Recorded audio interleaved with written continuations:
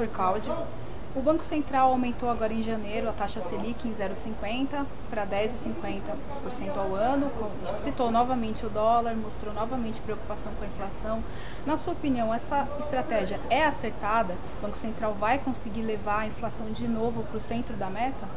Bom, a expectativa é que realmente esse remédio, que é um remédio amargo para a economia, que dê certo, como já deu certo no passado. Então é uma das ferramentas de macroeconomia que os governos adotam para conter o consumo, né, e com isto conter as pressões inflacionárias, né. O fato é que tivemos esse aumento de 0,5% porque nos últimos 2 anos o governo vinha com uma estratégia de baixar muito a taxa de juros, só que a economia não suporta. A economia brasileira tem alguns gargalos internos que ainda não suportam o Brasil viver com uma taxa de juros próxima de 1,5%, pensando em taxa de juro real, né? Então, foi uma estratégia assertiva, um pouco demorada, mas espera-se que ao longo do semestre a inflação volte ao centro da meta. Caso não volte, é possível que na próxima reunião tenha um aumento de mais 0,5 ponto percentual, levando então a taxa a 11%, né? Eu acho que há todo um movimento hoje contra os países emergentes, e isso efetivamente por conta especificamente de que os governos não fizeram as reformas que o mercado esperava, né? Associado a isso, tem toda uma expectativa com a nova presidente do Fed, que ela vai retirar os estímulos à economia, e isso vai afetar diretamente os mercados emergentes, ou seja, o fluxo de dólares vai diminuir para os mercados emergentes, especialmente o Brasil, e com isto o governo talvez tenha que também calibrar um pouco mais na taxa para atender a duas necessidades: uma, conter a inflação, e a outra, buscar atrair capital internacional para procurar fechar bem o balanço de pagamentos. Aproveitando que você citou os emergentes, esse mês de fevereiro, finalzinho de janeiro agora, comecinho de fevereiro, foi marcado por uma turbulência enorme no câmbio. A questão da Argentina acabou influenciando muitos mercados emergentes, o dólar disparou para mais de 2,40. Na ata da reunião de janeiro, o Banco Central citou novamente a preocupação com o câmbio. Você acredita que esse cenário pode levar o Banco Central a optar por um aumento mais duro, acima do 0,50, que ele já vem praticando há pelo menos umas 2 reuniões? Eu acredito que não. Acredito que agora o cenário realmente é de aumentar 0,5% e esperar a reação da economia, né? Nós vamos ter nesse semestre Copa do Mundo, tá certo? Então espera-se aí que tenha um fluxo grande de turistas, espera-se aí um aquecimento da economia por conta da Copa do Mundo, né? E realmente eu acho que o Banco Central vai procurar seguir aí o que o mercado está esperando, que é o aumento de 0,5 ponto percentual. Agora, o que causa realmente a instabilidade nos emergentes especialmente pensando em Brasil, né? São as políticas falhas que o governo tem cometido, a falta de comunicação do governo com o mercado, a criação de marco regulatório, mexer no marco regulatório de energia, que mexeu com o intuito de baixar a conta de energia, acabou aumentando bastante aí o consumo. Hoje a gente corre o risco de ter um apagão, tá certo? E aí as concessionárias, as geradoras todas querendo aumentar o valor da tarifa e o governo tentando segurar para conter a inflação. Então, o governo tem dado aí alguns sinais trocados para o mercado, e isso cria instabilidade, criando instabilidade cria insegurança, e o investidor, ele não é fiel, ele não é patriota, ele busca ganhos. Se ele vê o ganho dele ameaçado, ele tira o dinheiro dele, como dizia meu avô, põe na sacola e vai embora, né? Então acho que o cenário realmente ainda é delicado.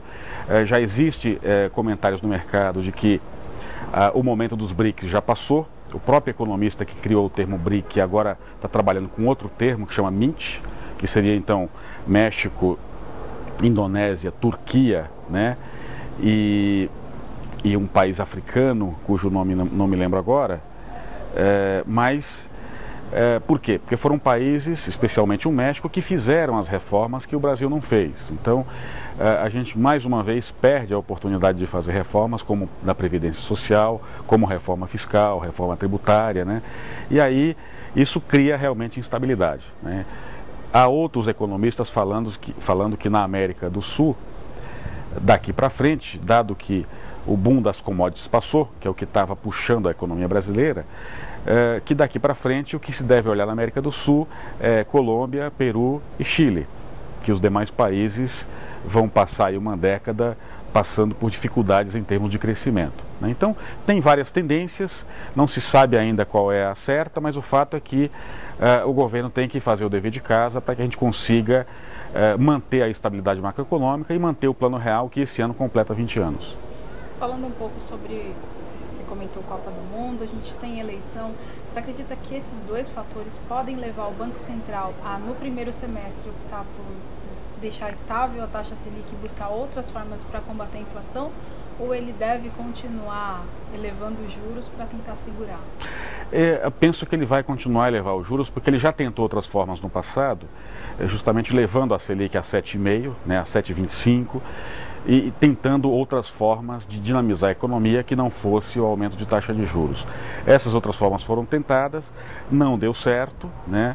Deu certo, por um lado, a questão do aumento do consumo, mas isso aqueceu a economia e começou, então, a criar pressões inflacionárias. Eu penso que agora o instrumento de política monetária que o governo vai continuar adotando daqui para frente vai ser realmente o aumento da Selic. Infelizmente, porque isso, por outro lado, acaba aumentando o custo da dívida pública e acaba também inibindo os investimentos, né? Falando um pouquinho sobre finanças pessoais, a gente está vendo os dados de inadimplência que estão sendo divulgados agora no final do ano passado, vendo esse cenário de juro alto, crédito mais apertado, consumidor endividado. Você acredita que esse cenário de juro alto pode acabar desaquecendo o comércio e pode prejudicar o nosso crescimento?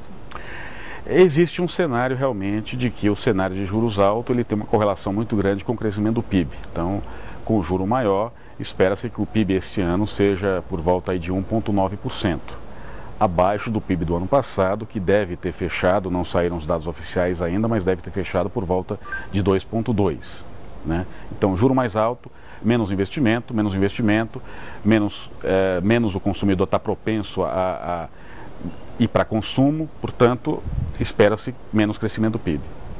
E voltando assim, rapidinho para encerrar, voltando aos BRICS. O Manteiga, em Londres, disse que os BRICS não sofrem de crise de meia-idade, que o Brasil está crescendo, que está tudo controlado por aqui.